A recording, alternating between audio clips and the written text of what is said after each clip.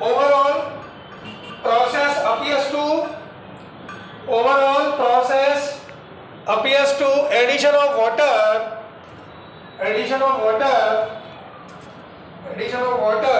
according to anti-Markovnikov rule, without carbocation rearrangement. ठीक है, अच्छा हाँ भाई कंप्लीट। अच्छा एक चीज और समझो, जैसे देखो मेरी बात सुनो, यदि आपको देखो एक गलती कहाँ होती है वो अच्छा याद आ गया मुझे।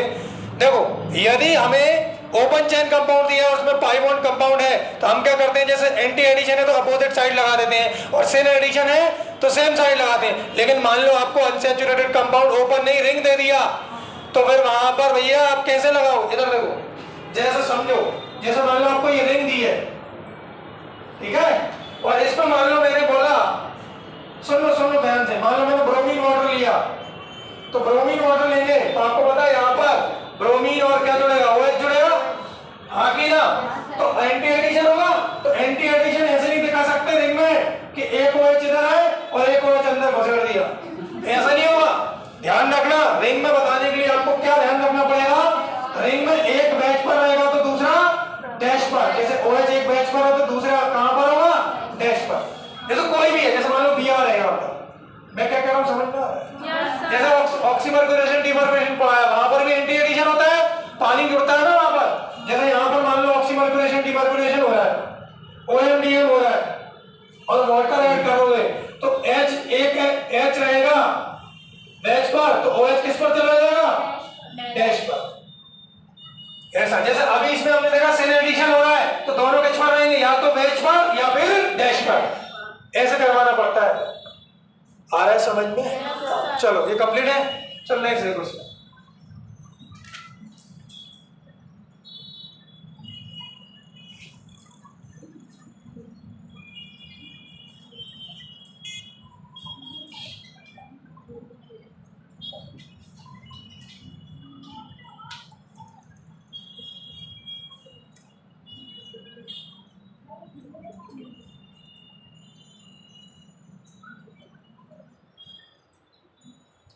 देखो अब मैं तुमसे क्यों कह रहा था कि ध्यान क्या रखना है बच्चों कि ऊपर वाले पार्ट से नेगेटिव पार्ट आएगा और नीचे वाले पार्ट से पॉजिटिव, क्योंकि देखो यदि तुम ऐसा नहीं करोगे तो गड़बड़ क्या होगी। इधर देखो, मान लो यहाँ पर इसकी जगह हमें दे देता क्या, BH3 with the presence of THF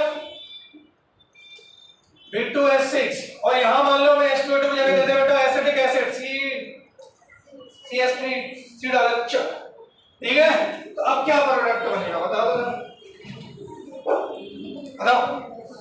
देखो आप मैकेनिज्म से चलो, कई गड़बड़ न हो।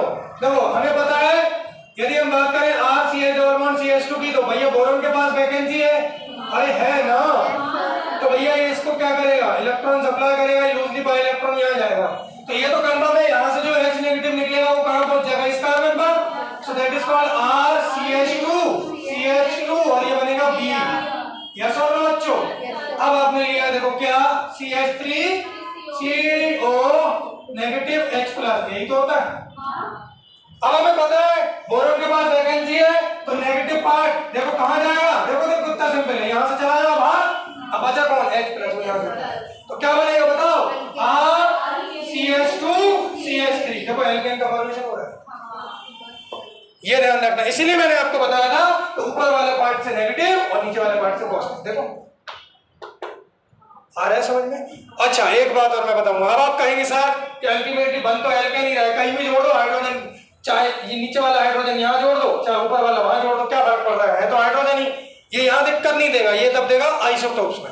जैसे मान लो यहाँ पर आपको दे देता CH3COO D, तो D कहाँ आता बताओ इसमें से, यहाँ यहीं पर यहीं पर D आता, और मान लो वहां देता BD3 तो D कहाँ था, यहाँ पर, ये ध्यान रखने वाली बात है।